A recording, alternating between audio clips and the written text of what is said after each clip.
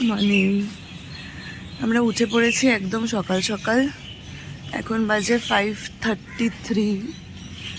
আমরা যাচ্ছি এখন বিচের দিকে। সানরাইজের টাইম হচ্ছে 5:42। তো এবার দেখা যাক দেখতে পাই কিনা। Let's go, let's go.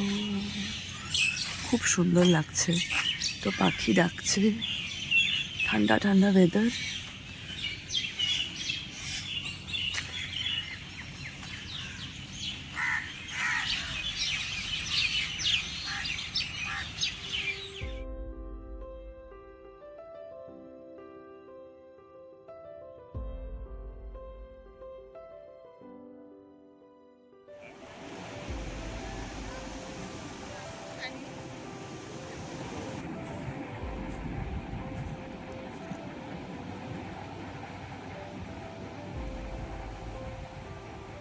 এখন বাজে 5:62। এখন বাজে 6:02। তো সানরাইজটা দেখে আমরা এখন জলে নামবো। অপূর্ব সুন্দর লাগছে, একদম ফাঁকা বিচ। ফাঁকা বিচ মানে লোকজন প্রচুর আছে, বাট বিচটা খুবই সুন্দর। গোপালপুর বিচটা ভীষণ ভালো লেগেছে আমাদের সবাই। চলো, মর্নিং এক্সারসাইজ।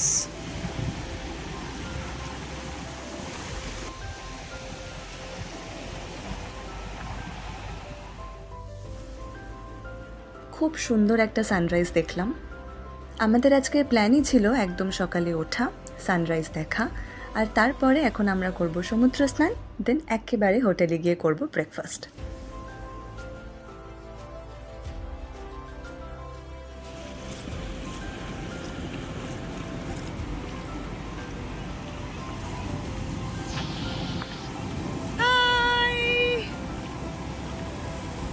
বসে পড়ো, বসে পড়ো। বাপরে, ঠান্ডা ঠান্ডা জল। ব্যাট যাও, তাহলে তো মজা।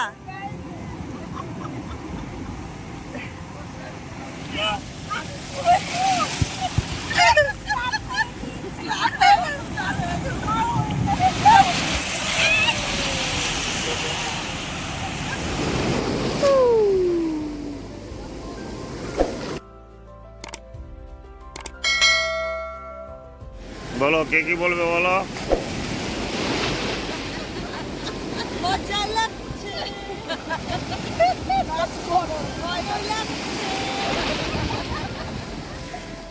হাই। তো একটু আগে আমরা তো সানরাইজ দেখতে গেছিলাম, গিয়ে তারপর আমরা স্নান করলাম সমুদ্রে। মোটামুটি ঘন্টাখানেক মতো ছিলাম, 8:30 না, 8:15 অবধি। তারপর বিচ থেকে আমাদের হোটেলটা just walking distance, 5 minutes. Slowly হাঁটলে 5-10 মিনিটস ম্যাক্সিমাম। তারপর এসে ফ্রেশ হয়ে এখন যাচ্ছি ব্রেকফাস্ট করতে। ব্রেকফাস্ট যেহেতু আছে আমাদের কমপ্লিমেন্টারি, তো ব্রেকফাস্টের বুফে স্টার্ট হয়ে গেছে। তো ব্রেকফাস্ট করে এসে একটুখানি রেস্ট নেব ঘরে। তারপর দুপুরবেলা ওরকম অ্যারাউন্ড 1-1:30 আমরা বেরোবো। তো বেরোনোর পর বেরিয়ে আমরা ফার্স্টে লাঞ্চ করব বাইরেই, করে তারপর যে কটা সাইট সিন পসিবল সে কটা করে। যখন আমরা সকালে সানরাইজ দেখতে গেছিলাম তখনই একজন টোটো দাদার সাথে আমাদের কথা হয়েছে, মানে উনি টোটো বা অটো নিয়ে আসবেন। তো তারপর আমরা সাইট সিনগুলো করে তারপর সন্ধ্যাবেলা আবার ব্যাক করে যাব। এটাই প্ল্যান আপাতত। এই হোটেলের ব্রেকফাস্ট বুফেটা দেখে মনটা একেবারে খুশি হয়ে গেল।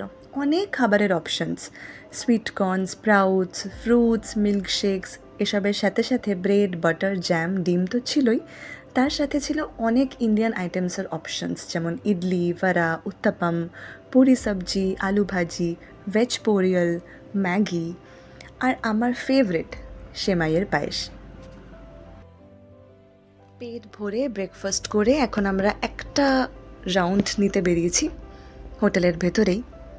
সত্যি হোটেলের নামটা না একদম পারফেক্ট। এত সুন্দর সবুজে ঘেরা, সত্যি স্বস্তি বা শান্তি পাওয়া যায়। আজকে সকালে যখন আমরা বিচে গিয়েছিলাম তখনই একজন অটো ড্রাইভারের সাথে আমাদের কথা হয়। ওনার সাথে কথা বলেই ডিসাইড করে নিয়েছিলাম যে গোপালপুরটা আমরা ওনার সাথেই ঘুরবো। ডিটেলস আমি ডেসক্রিপশানে দিয়ে রাখছি। আজকের ঘোরার লোকেশন খুব একটা বেশি নয়, 3টেই লোকেশন কভার করব ভেবেছিলাম, কিন্তু তার মধ্যে একটা মন খারাপের কারণ হলো এখানের একটা খুব ফেমাস স্পট, একটা ফেমাস মন্দির, তারাতারিণী মন্দির, কিন্তু আজকে চৈত্র মাসের শেষ মঙ্গলবার হওয়ায় আজকের দিনে মন্দিরে প্রচুর মানত করতে লোকজন আসে, চুলদান থেকে শুরু করে আরও অনেক কিছু হয় এখানে, অনেক বড় লাইন পড়বে। তো যদি আমরা এইভাবে প্ল্যান করি তাহলে আমাদের বাকি লোকেশনগুলো মিস হয়ে যেতে পারে। সমুদ্র স্নান করার পর জামা কাপড় মেলা চলছে, ছাদের ওপর জায়গা আছে মেলার, আর ওই দিকে গেলে হচ্ছে সমুদ্র। এখানটা দিয়ে হোটেলের এক্সিট, এখান থেকে বেরিয়ে আমরা এরকম ঘুরে মেইন রাস্তা দিয়ে সোজা সমুদ্রে গেছিলাম। মাঝখান দিয়েও রাস্তা আছে, কিন্তু রাস্তাটা খুব একটা পরিষ্কার নয়, তাই জন্য ওরাই সাজেস্ট করলো আমরা ঘুরে যাই। ওই যে দূরে সমুদ্র দেখা যাচ্ছে, সুন্দর। এটা হচ্ছে মাঝের জায়গাটা।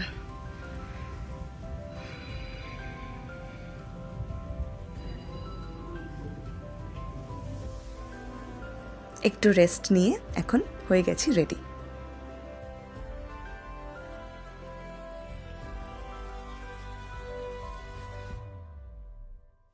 তো ফাইনালি আমরা ডিসাইড করলাম যে আমরা তারাতারিণী মন্দির যাচ্ছি না, আমরা অন্য লোকেশন থেকেই স্টার্ট করব।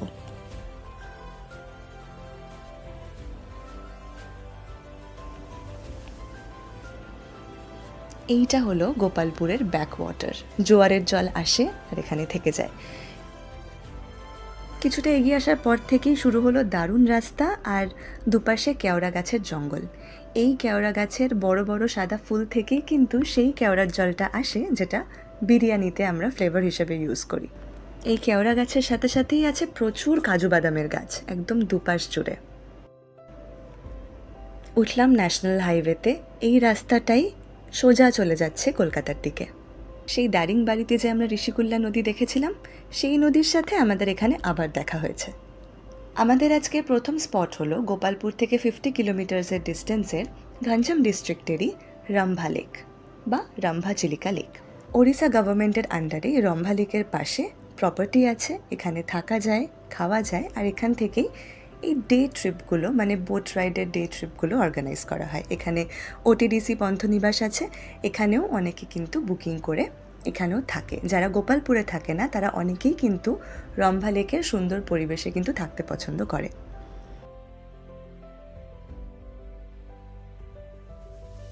আমাদের বুকিং ডান, এখানেই আমরা লাঞ্চ করব, লাঞ্চও অর্ডার করে দিয়েছি। লাঞ্চ আস্তে আস্তে তোমাদের প্যাকেজগুলো একবার দেখিয়ে নিই যে এখানে কী কী অ্যাভেলেবল আছে। আমরা নিয়েছিলাম সেকেন্ড প্যাকেজটা, 2100 টাকায় একটা বোট। এখানে আমরা 3টে লোকেশন কভার করব।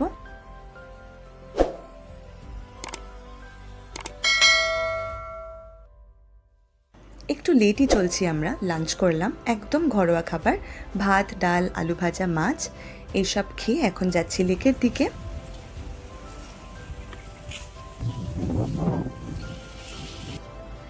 যা প্রচুর হাওয়া, অনেক কথা বলতে চাইলাম ভিডিওটাতে, বাট রেকর্ড তো ঠিকভাবে করতে পারলাম না। জাস্ট এটুকুই বলতে পারি যে বোট রাইড আমাকে প্রচণ্ড প্রচণ্ড এক্সাইটেড করে, এত জল আমাকে খুব এক্সাইটেড করে। তো looking forward to a beautiful boat ride. এই লেকটা অ্যাপ্রক্সিমেটলি 1100 স্কোয়ার কিলোমিটার এরিয়া জুড়ে আছে। এটাও আগে সমুদ্রেরই পার্ট ছিল, পরে বালি জমে জমে এটা এখন লাগুন এরিয়াতে পরিণত হয়েছে। ওই যে বললাম রম্ভা আর চিল্কা লেক, এই রম্ভা আর চিল্কা লেকের মধ্যে চিল্কা লেকের নাম কিন্তু আমরা সবাই শুনেছি। জেনারেলি পুরীর যখন আমরা ট্রিপ করি তখন আমরা চিল্কা লেকটা কভার করি। এই সেম চিল্কা লেকের সাউথের পোর্শনটা মানে গোপালপুরের দিকের পোর্শনটাই কিন্তু রম্ভা লেক নামে পরিচিত। চিল্কা ফেমাস ওখানকার বোট রাইড আর ডলফিনের জন্য, ঠিক সেরকম রম্ভা লেকও কিন্তু ফেমাস এখানকার বোট রাইড আর তার সাথে সানরাইজ, সানসেট, প্রচুর আইল্যান্ডস আর প্রচুর পাখির জন্য। বোটটা পুরোটাই আমাদের। প্রথমে লাইফ জ্যাকেট দেয়নি বলে একটু ভাবছিলাম যে অথই জলে কি হবে, বাট অনেক যথেষ্ট সেফটি প্রিকশনস ছিল, টিউবস থেকে শুরু করে। তো আমাদের দাদা বললেন একদম শান্তিতে বসুন আপনারা, কিচ্ছু হবে না, জাস্ট এনজয় দ্য রাইড। এখানেও সেম, সেই জল মাঝে আর চারিদিকে পাহাড়। আর এই পুরো রাইডে আমাদের সাথে ছিল কিন্তু প্রচুর প্রচুর সিগল, তারা পুরো রাস্তা আমাদেরকে কোম্পানি দিয়েছে। আমাদের কাছে ছিল ছোলা, ওরা কিছু একটা ভাবে সেটা বুঝতে পেরেছিল, আমরা খাওয়াতে শুরু করলাম আর ওরাও খুশিতে আমাদের সাথে সাথে পুরো রাস্তা চললো।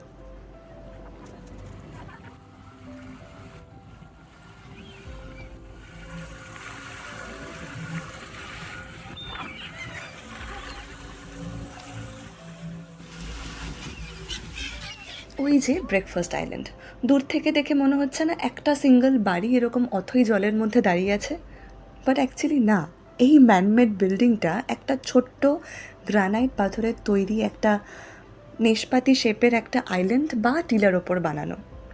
কি অদ্ভুত না, ভাবা যায় যে এর তলায় একটা ছোট্ট আইল্যান্ড আছে। এই ছোট্ট আইল্যান্ডটা হচ্ছে ইস্টার্ন ঘাটের পার্ট। আগে যখন রাজশাসন ছিল তখন নাকি রাজামশাই এখানে আসতেন ব্রেকফাস্ট করতে, সেখান থেকেই এখানকার বা এই আইল্যান্ডের নাম হয় ব্রেকফাস্ট আইল্যান্ড। জাস্ট এই পরিবেশটা উপভোগ করার জন্য তিনি এতটা দূর বোটে করে আসতেন। কি অদ্ভুত সুন্দর এক্সপিরিয়েন্স হতো নিশ্চয়ই না ব্রেকফাস্টের সময়।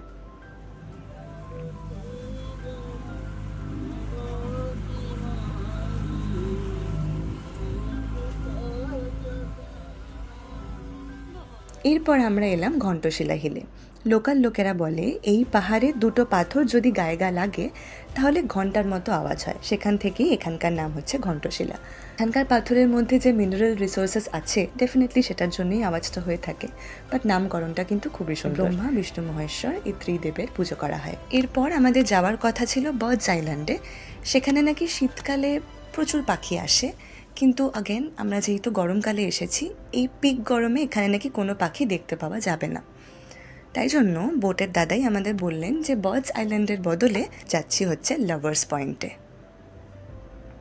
ময়ূর দেখা যাচ্ছে, এই তো একটা একটা আর একটু কাছে গেলে হয়তো চলেই যাবে। কি সুন্দর রং না, খালি চোখে কি ভালো লাগছে। একটা ভেতরে আরেকটা উড়ে যাবে না? হ্যাঁ হ্যাঁ, ভেতরে একটা হাঁটছে। ওই যে। আর হ্যাঁ, আমাদের এই সঙ্গীরা কিন্তু আমাদের সাথে এখনো আছে। সানসেটের সময় অলমোস্ট হয়ে এসছে, কি সুন্দর লাগছে চারিপাশটা। স্পটেই আমাদের মন ভরে গেছে। অটো ড্রাইভার দাদা সেটাই বলছিলেন, যদি আমরা মন্দিরে যেতাম তাহলে হয়তো আমাদের সন্ধেই হয়ে যেত আর আমরা আর কোনো কিছু দেখতে পারতাম না।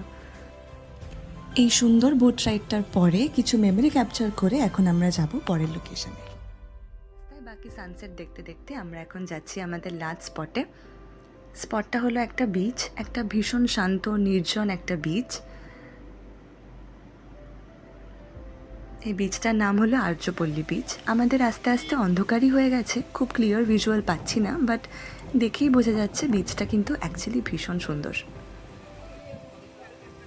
এখানে আমরা খুব বেশিক্ষণ থাকিনি, জাস্ট কিছুক্ষণ থেকে একটু কিছুক্ষণ হাওয়া খেয়ে এখন আমরা ফিরছি হোটেলের দিকে।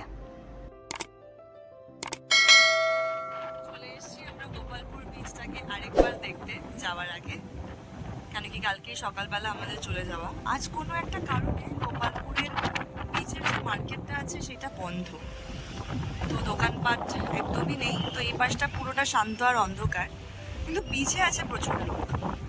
তো এখন বাজে 7:20, তো আমাদের মোটামুটি গোপালপুর ঘোরা। সো ফাইনালি আমাদের ট্রিপ শেষ। আমরা আজকে সারাদিন ঘুরে, তোমরা ঘুরলে আমাদের সাথে, এসে গোপালপুর বিচে আসলাম। কোনো একটা কারণে আজকে গোপালপুরের সব দোকান বন্ধ, তো এখানটা আজকে একদমই ফাঁকা ফাঁকা, কিন্তু সমুদ্র সবসময় ভালো লাগে। তো বেশ কিছুক্ষণ বসে আমরা এখানে একটুখানি সমুদ্রের হাওয়াটা এনজয় করে এখন আমরা যাচ্ছি হোটেলের দিকে। বিকজ ডিনারটা কি করব, অবশ্যই হোটেলে খাওয়ার অপশানটা আছে, বাট বাইরের দোকান সবই বন্ধ। দেখি এবার ডিনারের ব্যবস্থা করতে হবে। কালকে একদম সকাল সকাল ওঠা, আমাদের বেরোনো 7:30 ডট আমাদের বেরোতে হবে, কেন কি আমাদের ট্রেন 9:10-এ।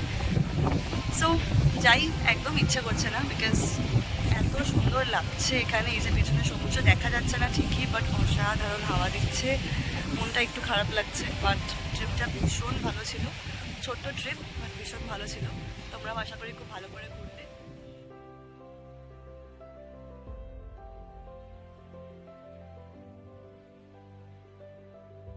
চলে এসছি আমরা হোটেলে। বিচ থেকে হোটেলের দিকে আসতেই রাস্তার একটা দোকানে আমরা রুটি আর এক তরকা খেয়ে নিয়েছি।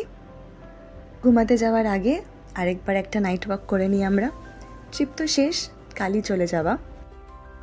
হোটেলটা ভীষণই ভালো লেগেছে, আমি ভীষণভাবে রেকমেন্ড করব। আমাদের দুটো লোকেশনের হোটেলই কিন্তু ভীষণ ভালো চয়েস ছিল। এবার যাই ঘুমাতে। কালকে সকাল 9:10-এ আমাদের ট্রেন ব্রহ্মপুর স্টেশন থেকে SMVB হাওড়া এক্সপ্রেস। গোপালপুর থেকে ব্রহ্মপুরের ডিস্টেন্স হাফ অ্যান আওয়ার। তো সেম অটো ড্রাইভার দাদাকে বলা আছে, উনি চলে আসবেন সকাল সকাল। তো এখন কাজ হচ্ছে জলদি ঘুমানো আর সকাল সকাল উঠে ব্রেকফাস্ট করে একেবারে আমরা চলে যাব হচ্ছে স্টেশন। Good night.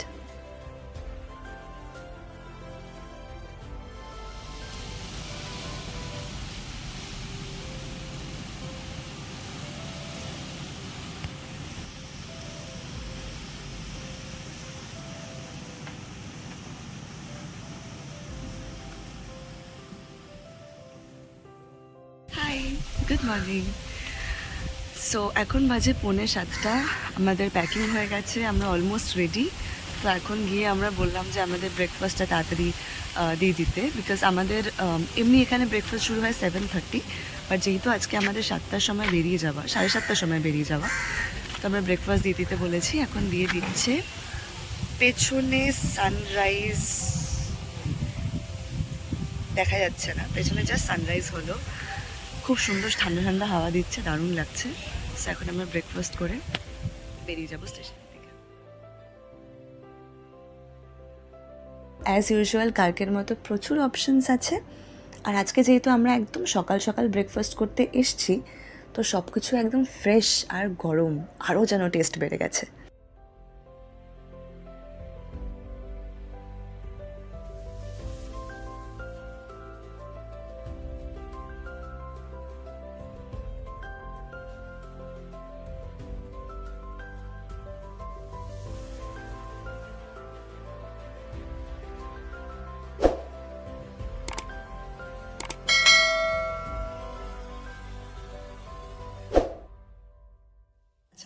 সো ব্যাপারটা কি হলো, আমরা ব্রেকফাস্টে বসেছিলাম, আমার এটা খেয়াল পড়েনি, আমার বাবা হঠাৎ করে বললো যে চেক করো তো ট্রেন স্টেটাসটা কী আছে।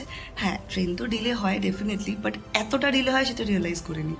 যেই চেক করলাম, রাইট টাইম ছিল 9:10, আমাকে দেখাচ্ছে 3:35 অ্যারাইভাল, মানে ব্রহ্মপুরে। অলমোস্ট লাইক 6-7 আওয়ার্স ডিলেতে ট্রেন চলছে। মানে আমি বলেছিলাম বাবা মাকে যে একদম প্রপার প্যাকিং করে রাখবে, ব্রেকফাস্ট করে সঙ্গে সঙ্গে আমরা বেরিয়ে যাব।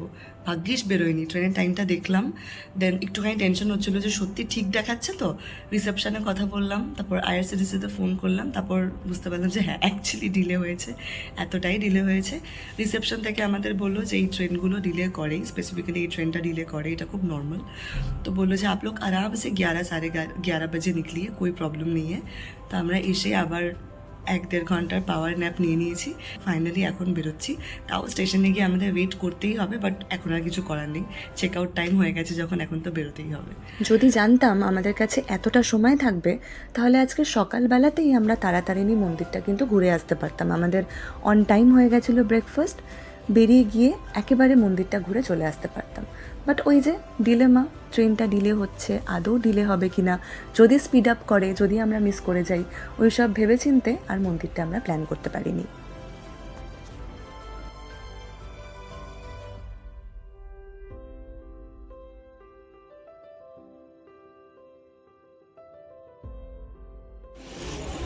অপোজিট প্ল্যাটফর্মে অনেক লোক, বাট এই প্ল্যাটফর্মটা ফাঁকা, মোস্টলি সবাই ওয়েট করছে সব লেট ট্রেনগুলোর জন্য। আর ভাল লাগে এতক্ষণ ধরে ওয়েট করতে। একটু আগেই অ্যানাউন্স করলো যে এই ট্রেনটা 10 ঘন্টা 15 মিনিট লেট, মানে এটাই হচ্ছে এখন আপডেট আর কি। মানে সব ভালো ছিল ট্রিপে, ঠিক আছে, এটাও খুব খারাপ বলবো না। এই যে আমার মাসি, এই যে আমার পাপা শুয়ে আছে, এইখানে আমার আরেক মাসি শুয়ে আছে, আর ওই দিকে দূরে আমার মা শুয়ে আছে। কি করবে, কোনো কাজ নেই তো এখানে আর করার মতো, মানে এই চলছে আর কি। এটাও একরকম এক্সপিরিয়েন্স। রাত 8:10 হাওড়ায় পৌঁছানোর কথা ছিল। ট্রেনের মুভমেন্ট এখন যা বলছে, ওই সেম টাইমে ব্রহ্মপুরেই ট্রেনটা এসে পৌঁছাবে কিনা সেটাই এখন আমরা ভাবছি।